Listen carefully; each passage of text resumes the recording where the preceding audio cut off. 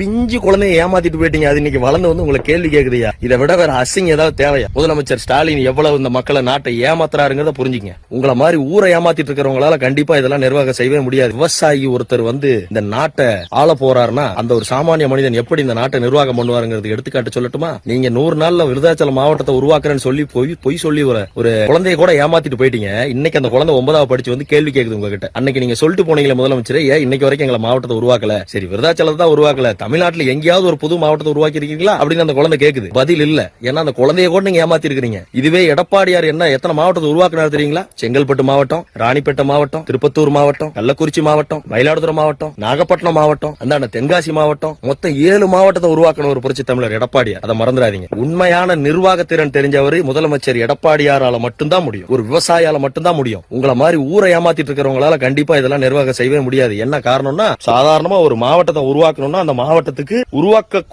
ஆகக்கூடிய செலவுகள் 500 கோடி குறைஞ்சபட்சம் ஆகும். கலெக்டரேட் உருவாக்கணும், புதிய ஆஸ்பத்திரி உருவாக்கணும், புதிய வேலைவாய்ப்பை உருவாக்கணும், புதிய கட்டமைப்புகளை உருவாக்கணும், இத்தனை இருக்கு. புதிய பேருந்து நிலையத்தை உருவாக்கணும், இவ்வளவு இருக்குது. புரியுதுங்களா? ஆனா உங்களை மாதிரி ஊரை ஏமாத்துறவங்களால அது முடியாது. எடப்பாடியார் ஏற்கனவே ஒரு 4 ஆண்டு ஆட்சி காலத்துல 2.5 வருஷம் கொரோனாவும் முடிஞ்சு போச்சு. மீதி இருந்த 2 வருஷத்திலேயே 7 மாவட்டத்தை உருவாக்கி காட்டியிருக்காரு. அப்ப நீங்க புரிஞ்சுக்கங்க, ஒரு பிஞ்சு குழந்தைய ஏமாத்திட்டு போயிட்டீங்க. அது இன்னைக்கு வளர்ந்து வந்து உங்களை கேள்வி கேக்குதுயா. இதை விட வேற அசிங்க ஏதாவது தேவையா? இதுலயே புரிஞ்சுங்க, முதலமைச்சர் ஸ்டாலின் எவ்வளவு இந்த மக்களை நாட்டை ஏமாத்துறாருங்கிறத புரிஞ்சுங்க. நான் தண்ணி கட்ட போறேன், ஓட்டு நீங்க பாத்து போடுங்க.